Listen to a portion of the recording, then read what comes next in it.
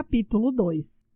Quase todo mundo era membro do movimento, mas ninguém podia dizer com justeza quando ele nasceu. Para a maioria, especialmente os da nova geração, ele sempre estivera presente, como centro de incitação ao ativismo. Mudou de nome, os líderes surgiam e desapareciam, mas o movimento ficava, abrindo novas visões, acumulando cada vez mais força, até que na véspera da Uhuri, sua influência se estendia de um horizonte, rente ao mar, até o outro, sobre o grande lago. Suas origens, como diz o povo, remontam ao dia em que o homem branco chegou ao país segurando firme o livro de Deus, com ambas as mãos, sinal mágico de que o branco era um mensageiro do Senhor. Sua língua era só doçura, sua humildade comovente.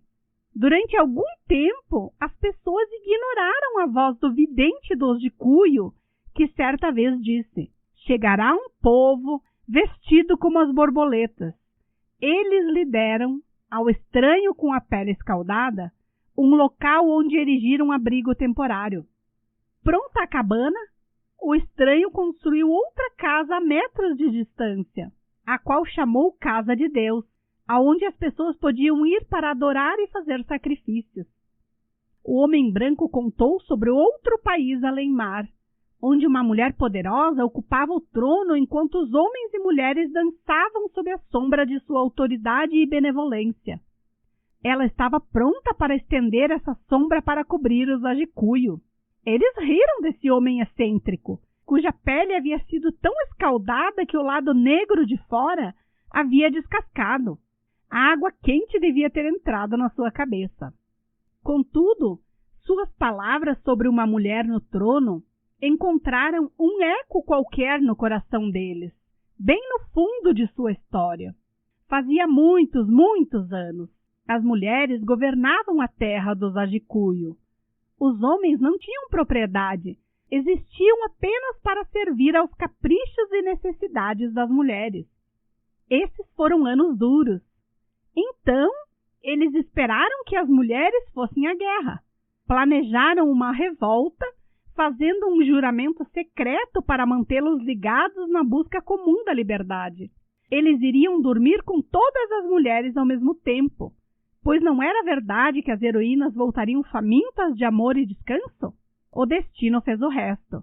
As mulheres engravidaram. A tomada do poder encontrou pouca resistência. Mas isso não foi o fim do poder da mulher no país. Anos depois, uma mulher se tornou líder e reinou sobre uma grande parte de Muranga. Ela era bonita. Nas danças, rebolava as cadeiras para lá e para cá. O cabelo trançado levantava e caía no mesmo ritmo de seus passos. Isso, junto do fulgor dos dentes brancos como leite, fazia os homens estalarem os lábios e enrolarem a língua de desejo. Jovens e velhos não tinham vergonha de se deixar ficar na sua corte, cultivando a esperança. A mulher escolhia jovens guerreiros que se tornavam objeto de inveja e ciúme dos outros menos favorecidos.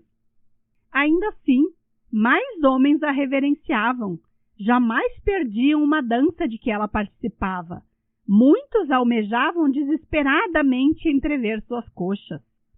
Chegou uma noite em que, sem dúvida induzida pela admiração que despertava, ou talvez querendo gratificar o anseio impúdico dos homens, ela exagerou. Tirando toda a roupa, dançou nua ao luar. Por um momento, os homens foram dominados pelo poder do corpo nu de uma mulher. O luar dançava sobre ela. Um êxtase, mistura de prazer e agonia, pairava sobre o rosto da mulher. Talvez ela também soubesse que aquilo era o fim. Mulher alguma jamais andava ou dançava nua em público. Ela foi deposta do trono. Quanto a Jesus, primeiro eles não conseguiram compreender, pois como Deus permitiria que o pregasse numa árvore? O homem branco falava daquele amor que superava todo o entendimento. Para o homem, não havia maior amor que aquele. Ele lia no pequeno livro preto, dar a vida por seus amigos. Os poucos que foram convertidos começaram a pregar uma fé estranha aos costumes da terra. Pisavam em lugares sagrados para mostrar que nenhum mal podia recair sobre os protegidos pela mão do Senhor. Dentro em breve, as pessoas perceberam que o homem branco adquirira imperceptivelmente mais terra para preencher as necessidades crescentes de sua posição. Já demolira a cabana de teto de palha e construíram um prédio mais permanente. Os anciãos da terra protestaram. Eles olharam além da cara sorridente do homem branco e de repente viram uma longa fila de outros estrangeiros avermelhados, que traziam não a Bíblia, e sim a espada. O Wayaki e outros líderes guerreiros empunharam armas.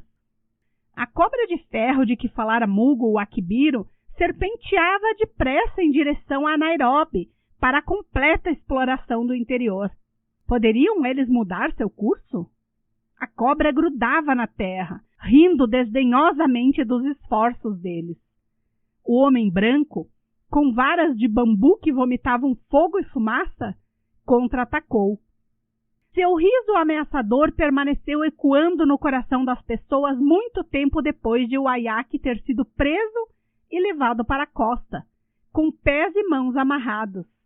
Depois, assim dizem, Wayaki foi enterrado vivo em Kibwezi, com a cabeça em direção ao centro da terra. Um lembrete vivo àqueles que, em anos vindouros, talvez desafiassem a mão da mulher cristã, cuja sombra protetora se projetava agora tanto sobre a terra quanto sobre o mar. Na época ninguém notou, mas olhando para trás, podemos ver que o sangue de Wayaki continha uma semente, um grão, que fez nascer um movimento cuja força principal nascia dali para frente de uma ligação com a terra. Enquanto isso, os centros missionários produziam novos líderes, que se recusavam a comer as boas coisas do faraó, optando em vez disso por cortar capim e fazer tijolos com as outras crianças. Então, em Heurituku, as pessoas viram um homem com uma mensagem de Deus. Vá a Faraó e diga a ele: liberte meu povo! Liberte meu povo! E as pessoas juraram que seguiriam Heuri pelo caminho. Elas apertariam os cintos, prontas para aguentar sede e fome, sangue e lágrimas, até pisar na costa de Canaã. Afluíam às suas reuniões, esperando que ele desse o sinal. Heuri denunciava o homem branco e maldizia aquela benevolência e aquele paternalismo que negavam às pessoas terra e liberdade. Ele espantava as pessoas lendo em voz alta cartas ao homem branco, cartas em que ele expunha de modo claro o descontentamento do povo com os impostos, trabalhos forçados na terra do colono branco e o esquema de assentamento para os soldados que, depois da Primeira Grande Guerra, deixou muitos negros sem moradia ou terra em volta de Tigone e outros lugares. Heuri pediu a eles que se juntassem ao movimento e acumulassem força através da unidade. Eles falavam dele nas suas casas, cantavam louvores a ele nas casas de chá, nos mercados e a caminho das igrejas independentes do Gikuyu, nos domingos. Qualquer palavra saída da boca de Heuri virava notícia e passava de grotão em grotão, de um lado a outro do país. As pessoas estavam na expectativa de que algo acontecesse. A revolta camponesa estava prestes a ocorrer, mas o homem branco não dormira. O jovem Heuri foi posto em grilhões, escapando por pouco do buraco onde o Wayaki fora enterrado vivo. Seria esse o sinal de que o povo esperava? As pessoas foram a Nairobi, juraram passar dias e noites diante do palácio do governo, até que o próprio governador lhes devolvesse o seu Heuri. Varui, então jovem, foi a pé desde Tabai para se juntar à passeata.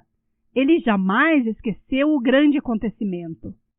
Quando Jomo Kenyatta e outros líderes do movimento foram presos, em 1952, Varui se lembrou da passeata de 1923. Os jovens deviam fazer por Jomo o que nós fizemos por Harry. Eu nunca vi nada igual ao tamanho daquela massa de homens e mulheres, declarou, puxando delicadamente a barba. A gente veio dos rincões daqui, rincões dali, de todo canto, a maioria a pé. Teve gente que não levou comida. Dividimos qualquer migalha que trouxemos. Vi um grande amor ali. Um caroço de feijão caía no chão e era rapidamente dividido entre as crianças. Ficamos 3 dias reunidos em Nairobi. Escrevemos com o próprio sangue um juramento para libertar Harry. No 4º dia, eles avançaram cantando. A polícia, que estava esperando por eles com fuzis com baionetas, abriu fogo. 3 sujeitos levantaram os braços no ar. Dizem que quando caíam, apanhavam terra com as mãos que se fechavam. Outra desgraça dispersou a multidão. Um homem e uma mulher caíram, jorrando sangue. As pessoas corriam em todas as direções. Dentro de poucos segundos, a grande multidão se dispersara. Nada restou senão 150 manifestantes estropiados no chão, do lado de fora do palácio do governador. Algo deu errado na última hora, Varui disse, e parou de puxar a barba. Talvez se a gente tivesse armas. A revolta dos camponeses fracassara. O fantasma da grande mulher cuja mão cristã acabara com as guerras tribais aquietara-se. Ela agora descansaria em paz no seu túmulo. O jovem Harry foi mandado para um lugar remoto do país. O movimento ficou temporariamente desanimado. Mas foi nessa época que o homem do olhar flamejante entrou em cena. Pouca gente então o conhecia. Mas depois, é claro, ele ficou conhecido no mundo como a Lança Ardente. Mugo fora uma vez a uma reunião do movimento no mercado de Hungary, porque correram boatos de que Kenyatta, que voltara recentemente da terra do homem branco, ia falar. Apesar de a reunião ter sido marcada para a tarde, às 10 horas mal havia lugar para sentar na praça do mercado. As pessoas ficavam em cima dos telhados das lojas. Pareciam bolos de gafanhotos pousados nas árvores. Mugo sentou num lugar de onde podia ter uma boa visão dos oradores. Jicônio, então um carpinteiro bem conhecido em Tabai, sentou-se a poucos passos de distância. Ao lado do carpinteiro, Mumbi. Ela era tida como uma das mulheres mais bonitas de todas as 8 serranias. Algumas pessoas a chamavam Vangu Makere, por causa de sua aparência. O comício começou 1 hora atrasado. As pessoas ficaram sabendo que Kenyatta não compareceria.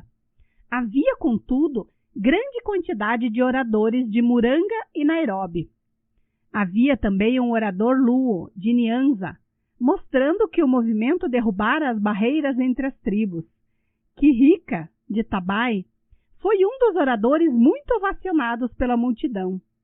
Ele não falava mais em termos de mandar cartas ao homem branco, como costumava ser na época de Harry. Hoje nós não estamos em 1920.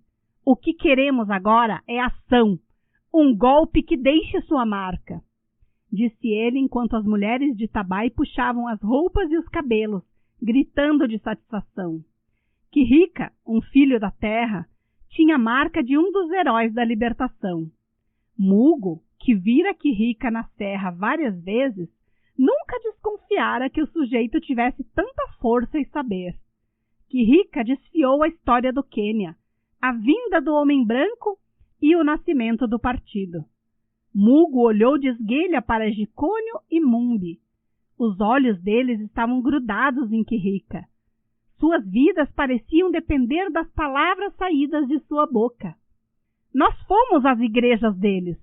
Múbia, vestido em túnicas brancas, abria a Bíblia. Ele dizia, vamos nos ajoelhar para rezar. A gente se ajoelhava. Múbia dizia, vamos fechar os olhos. A gente fechava. Os deles, vocês sabem, continuavam abertos para poder ler a palavra. Quando abrimos os olhos, nossa terra tinha sumido e a espada flamejante estava em guarda. Quanto a Múbia, ele continuou lendo a palavra, suplicando que depositássemos nossos tesouros no céu. onde nenhuma traça os comeria. Mas ele depositou o dele na terra, em nossa terra. As pessoas riram. Quirrica não. Era um sujeito pequeno com uma voz forte. Falando lentamente e frisando as palavras importantes, uma ou duas vezes, ele apontou para o céu e para a terra, como se os invocasse para mostrar que falava a verdade. Falou sobre o grande sacrifício. Mugo sentiu um aperto na garganta. Ele não era capaz de bater palmas para palavras que não o tocavam. Que direito tinha um garoto assim, provavelmente mais jovem que Mugo, de falar desse jeito? Que arrogância! Quirrica havia falado de sangue com a mesma facilidade como se falasse de apanhar água no rio, pensou Mugo, sentindo uma repugnância no estômago diante da visão e do cheiro de sangue. Eu o detesto, ouviu-se dizer, e olhou temeroso para Mumbi, imaginando o que ela estava pensando. Os olhos dela ainda estavam fitos no irmão. Todos os olhares estavam sobre o palanque. Mugo sentiu uma fisgada de inveja ao se virar também e olhar o orador. Nesse momento, seus olhares se encontraram. Ou então, Mugo imaginou isso, com culpa. Por uma fração de segundo, a multidão e o mundo em geral pareciam envoltos em silêncio. Somente Quirrica e Mugo foram deixados no palco. Algo buscava expressão no coração de Mugo. Algo que, na realidade, era uma vibração intensa de pavor e ódio. Estejam atentos e orem, disse Quirrica, incitando sua plateia a se lembrar do grande provérbio suahili. Kikulacho, Kimo, Guone, Muaco. Quirrica viveu as palavras sobre o sacrifício que ele pronunciara para a multidão. Logo depois que Jomo e outros líderes foram presos, em outubro de 1952, Quirrica sumira na floresta, para ser seguido mais tarde por um punhado de jovens de Tabai e Rungay. O maior triunfo de Quirrica foi a célebre captura de Marri. Marri era uma grande guarnição de polícia do Vale do Rift, no coração da serra, por muitos anos conhecida como Serra Branca. Em Marri, havia também uma prisão provisória para os homens e mulheres prestes a serem levados para os campos de concentração. Situado numa posição central, Marri fornecia armas e munição para os outros postos militares e policiais menores, espalhados pelo Vale do Rift, para proteger e elevar o moral dos colonos brancos. Se alguém se postasse em Marri, a qualquer hora do dia, poderia ver as paredes da escarpa, guardiã de um dos mais belos vales da terra. As paredes se elevavam gradualmente até as terras altas, uma fileira de morros mais baixos, alguns com os cimos desbastados, outros com depressões e crateras de vulcão, a recuar até um envoltório de nevoeiro e mistério. De noite, o vale ficava encoberto pela escuridão, exceto pela luz de Marri. Fazia silêncio. Os guardas, seguindo o exemplo dos oficiais brancos, acostumados a uma vida indolente, pois o próprio nome de Marri era garantia contra qualquer ataque, já tinham bebido e ido dormir, deixando alguns outros para manter as aparências. De repente, o silêncio da noite foi quebrado pelos ruídos simultâneos de clarins, pistões, cornetas e latas. De dentro da prisão veio em resposta um grito de urruri. O oficial em comando, desperto pelo estardalhaço do feitiço do uísque que ele bebera antes, instintivamente pegou o telefone, tentando fazer a mágica de ligar e ao mesmo tempo levantar as calças. De repente, a mão que segurava o fone deixou-o cair, e as calças também rolaram pelo chão. Os cabos do telefone haviam sido cortados. Marri não podia obter reforço dos postos ali perto. Apanhada desprevenida, a polícia ofereceu pequena resistência enquanto Quirrica e seus homens invadiam a prisão. Alguns policiais escalaram e pularam os muros, em fuga. Os homens de Quirrica arrombaram a prisão e levaram os prisioneiros noite adentro. O posto foi incendiado, e os homens de Quirrica voltaram correndo para a floresta, com novos suprimentos de armas e munição, para continuar a guerra numa escala jamais sonhada nos dias de Wyatt e o jovem Harry. As pessoas passaram a conhecer Quirrica como o terror do homem branco. Diziam que ele podia mover montanhas e evocar o trovão do céu. Puseram sua cabeça a prêmio. Quem trouxesse Quirrica, morto ou vivo, receberia uma enorme soma de dinheiro. Um ano depois, Quirrica foi capturado sozinho, na beira da floresta de Quinene. Essa notícia merecia crédito? O homem que movia árvores e montanhas, o homem que conseguia se arrastar 15 quilômetros na areia e no mato cheio de espinhos, certamente estava além do alcance do braço do homem branco. Quirrica foi torturado. Alguns dizem que enterraram um gargalo de garrafa no seu ânus, enquanto os homens brancos do setor especial tentavam arrancar dele os segredos da floresta. Outros dizem que lhe ofereceram muito dinheiro e uma viagem de graça à Inglaterra para apertar a mão da nova mulher no trono. Mas ele não falava. Quirrica foi enforcado em público, num domingo, no mercado de Rungay, a pouca distância de onde antes ele estivera clamando por uma chuva de sangue para irrigar a árvore da liberdade. Uma força conjunta do exército e da polícia obrigou a chicotadas as pessoas de Tabai e outras serras a irem ver o rebelde pendurado na árvore, como lição. O movimento, contudo, permaneceu vivo e cresceu, como se dizia, sobre as feridas dos que haviam sobrevivido a Quirrica.